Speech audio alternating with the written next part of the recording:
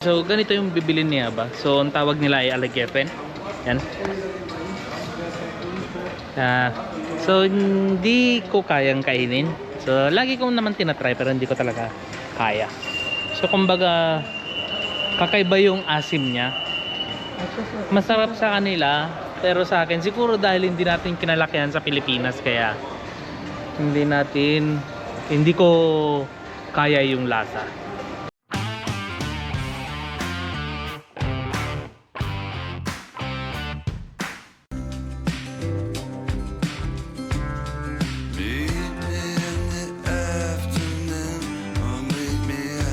At so habang inaantay ko muna si Aba, habang bumibili pa siya, so medyo matagal-tagal pa yan, so marami pa siyang pagpipilian.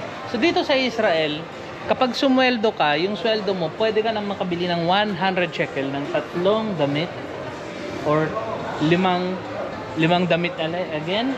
So ganito kamura dito sa Israel. Ayan, so eto 3, 4, 100. So nandito na ako ngayon sa may Dragon. So bibili lang ako ng chichirya ko para may baon naman ako. Yan. So titingin-tingin tayo. Sana may piatos. Mukhang wala akong makita. Hi. So wala akong makita. So ito na lang, lala. So hindi ko alam kung anong pwede kong bilhin. Nababaunin kong chichirya. So kahit chicharon man lang sana, wala. So bili na lang ako ng 2 lala. Tsaka 2 lala tempura. Yan. Ay, tama. Tama na to. So pwede na siguro to. Sayang wala tayong ibang chichirya. Here. Good. Ay, so anong oras na? Dito pa rin kami kasi yung pupunta namin na 1 oras na drive. You okay, Aba? So ayun si Aba, nakasakay sa may sasakyan. So 1 oras ang biyahe namin. So hanggang ngayon hindi pa kami umaarangkada, dito pa rin kami bumibili ng mga pagkain.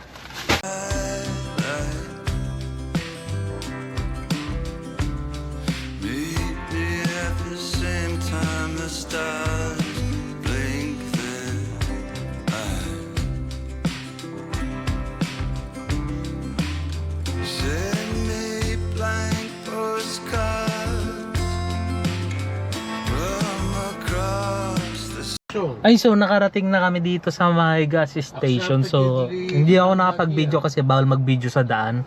So dito lang ako nagbabase dito sa mapa. Yan. So ngayon aantay, dito na kami nag-end. So di ko alam kung dito kami or saan banda. So antayin ko muna yung address na sisend sa akin. Are you okay? Yes. How is my driving? Good. Not good? So too much No, it's side? good.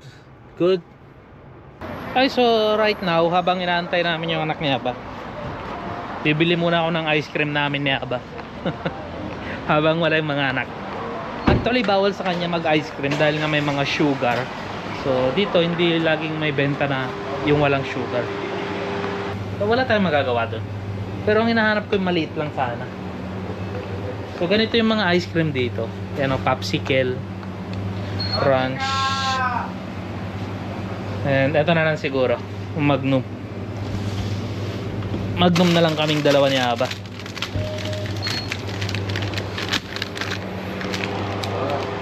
Hi. Chinese ni hao, but I'm not Chinese. Anilo Chinese. Oh, what? Philippine. Philippine? Yeah. What is hello? Hello. Hello. We don't usually say hello, we say kamusta. Thank you. No, man. Yun, so dito sa Israel lagi nila sasabihin Chinese. China. Ayun o, so papakainin ko si Aba ng pinagbabawal. Aba, When they find me that I give you a Magnum, they will kill me. They will kill me, Aba.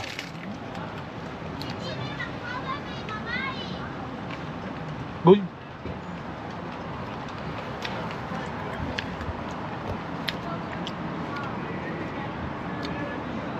Dito sa Israel, ang Magnum parang wala lang sa kanila. Hindi pinapansin ang Magnum dito. Kasi ang ugali ng mga Israeli, mas tinatangkilik nila yung produkto mismo nila. So pag yung mga import na produkto na, hindi nila pinapansin. So nakarating na rin kami sa tinagal-tagal namin bumiyahe. Nakarating na rin kami dito sa may Chora ang tawag nila dito. So etong area na to, nandito kung saan nilibing si Samson, ang pinakamalakas na nilalang sa mundo. So meron akong video ni Samson. Ito, panoorin nyo na lang. Yan, di ba? So dito, ang pagpipiknik dito ay hindi dapat pwede magkalat kahit konti lang. Magagalit sila. Requirements talaga ang trash bag. And meron din dito mga nagtitrail. Yan. So uso rin ang trail dito sa Israel. Yan. Ang dami pagkain, may sushi.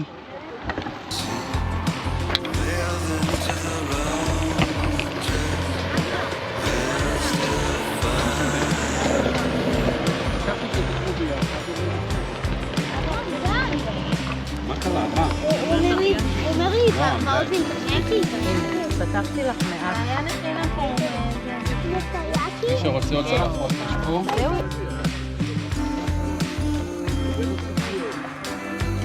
שושי.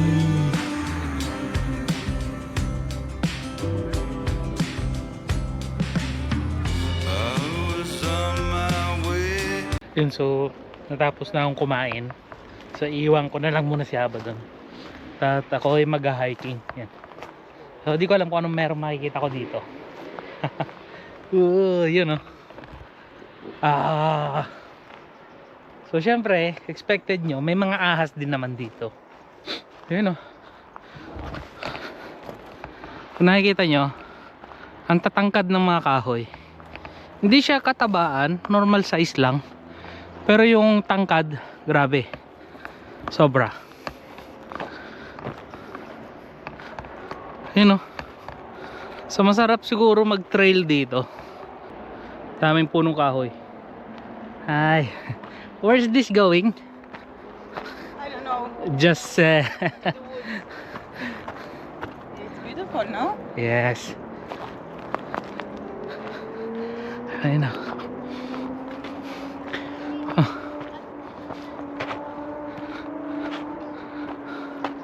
So alam makikita dito, puro mga kahoy lang. Pero mas okay pa rin ang kabundukan ng Pilipinas. Marami kang maririnig na iba't ibang mga ibon, tapos mga animals may encounter mo doon. Dito wala. So, sama ko dito yung mga apo ni Aba.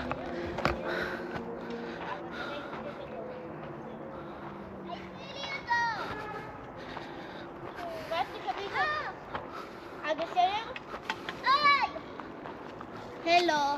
Hello. They are butterflies. No, white butterflies up there. White butterfly? Yeah. Where? Up. Okay, I'm going to I check. found two. Yes, thank you. Ang bait ng mga apo ni Aba, no? Kinakausap nila ako. Meron yung iba dito na kunyari nagtatrabaho dito. Tapos yung mga apo nang inalagaan nila, minsan mga karamihan bastos. Pero itong mga apo ni Aba sobrang bait. Kung tumatanda na ata ako, matagal na ako walang practice. Kasi lagi na lang kami naka-aircon ni Aba. Hiningal ako. Kunti lang inakyat ko, hiningal na ako. So nakakita ako ng ano, mga kagagamba.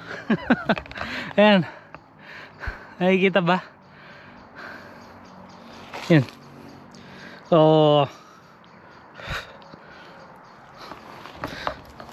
So sa amin sa Ilocano, tungkog ang tawag doon.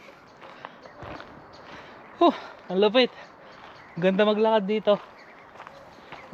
Halatado lang na puro na lang ako kain kasama si Aba. Wala nang practice, walang exercise. Ito yung sinasabi ng apo ni Aba.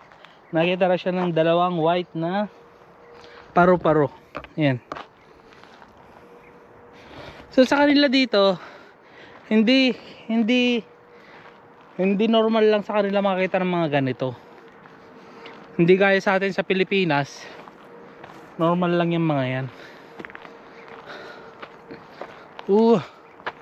Pero hindi maginaw, grabe.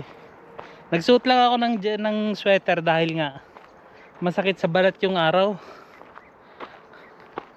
Siguro maginaw dito pag winter. Grabe.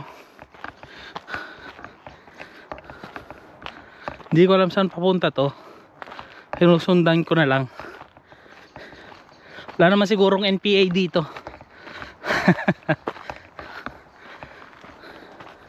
Saan yung daanan?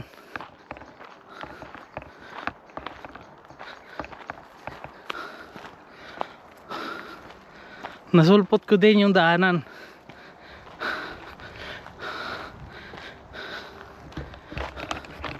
So eto, hindi ko alam saan papunta to, pero dito ako pabalik. So hindi na ako dadaan pabalik doon. Itong daanan na to, sa tingin ko ito yung papunta doon pabalik. Bahala na. Pero ito yung main road eh. Ito yung dinadaanan ng mga sasakyan. Kailangan ng practice. Kailangan ko na talaga mag day off.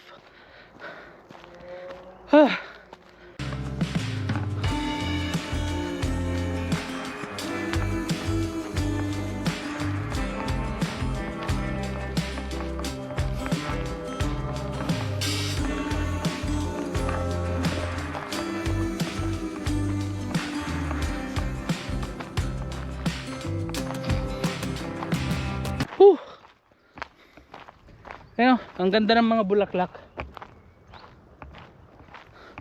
Hindi ata bulaklak. Bulaklak.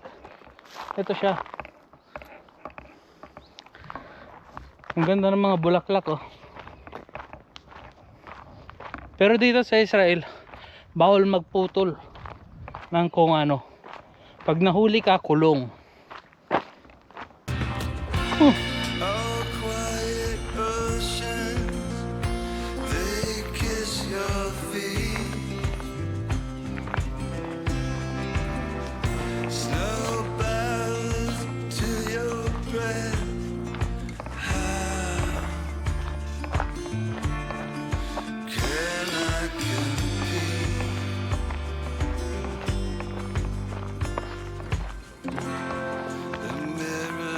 Slanted, my reflection still there. The marquees they all read.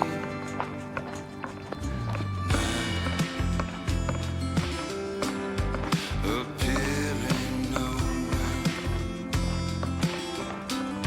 Yan, so kailangan natin mag-ingat. So madulas itong ganitong klase ng daanan. Maliliit na bato tapos malikabok. So delikado tong dumaan sa mga ganito. Pwede kang madulas. Yan. So naririnig nyo yung mga motor. Yan yung mga nagtitrail. Kung meron lang sana akong ano pang trail, titrail ako.